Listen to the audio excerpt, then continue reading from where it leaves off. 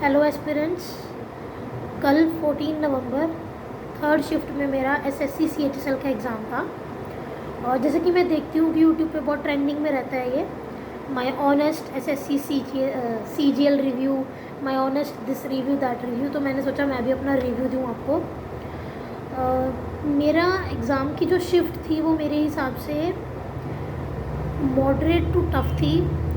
सबसे पहले आती है इंग्लिश पे। इंग्लिश में वही था कि एक पैसेज होता है, पर वो पैसेज बहुत आसान नहीं होता करना। मतलब इंग्लिश में 25 में से 25 उसके लिए डुएबल थे जिसको सब कुछ टिप्स पे, जैसे कि सिनोनिम एंटोनिम्स और वो सब आए हुए थे। वो वर्ड्स देखे हुए थे, पर वो उनके एग्जैक्ट आंसर नहीं पता थे क्योंकि इतना अच्छे से प्रिपेयर नहीं था।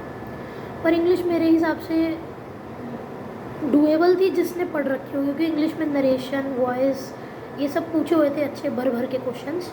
तो इंग्लिश ज़रूर पढ़ के जाना, उसमें स्पेशली नरेशन और वॉइस पढ़ के जाना। और सिनोनिम एंटोनिम वो सब, वो एक समुद्र है, उसमें से कुछ भी पूछ लेते हैं, तो वो जिसकी प्रैक्टिस है वही कर पाएगा। तो मेरे इंग्लिश में 25 में से 20 अटैम्प्ट हुए, 5 मैंने अपनी मर्ज़ी से छोड़े, क्योंकि अगर मैं तुक्का मारती तो वो नेगेटिव ही उड़ जाते हैं। तो किस्मत इतनी अच्छी है नहीं, तुक्के सही जाते नहीं हैं।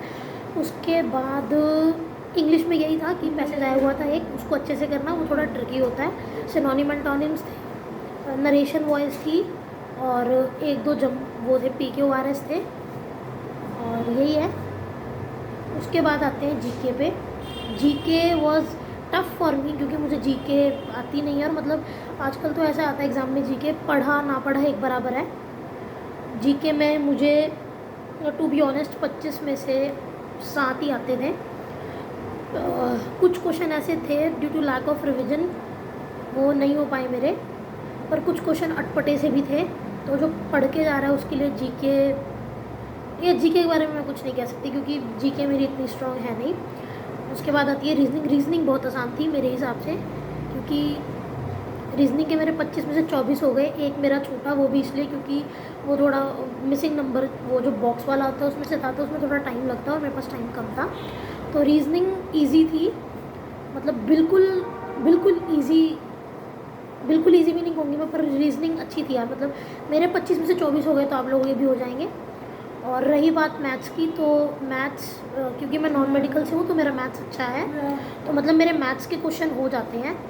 तो मैथ्स में मेरे 25 में से टाइम नहीं बचा यार मेरे, मैं झूठ तो क्यों बोलूँ, मेरे 25 में से 15 ही हो पाए। उसके बाद टाइम अप हो गया था। तो मेरा ओवरऑल अटैम्प्ट यही था। कितना हो गया ओवर अटैम्प्ट, सबको जोड़ के देख लेना कितना हुआ। तो ऑल द बेस्ट सभी को जिनका आगे आने वाली शिफ्ट में एग्ज़ाम है, अच्छे से एग्ज़ाम दो। और यही है यार, स्ट्रगल करते रहो। मैं भी गवर्नमेंट जॉब एस्पिरेंट हूँ, कभी ना कभी कहीं ना कहीं तो हम भी लग जाएंगे, तब तक पर कोई स्ट्रेस नहीं है, आराम से करो। ओके, और यही है। Thank you.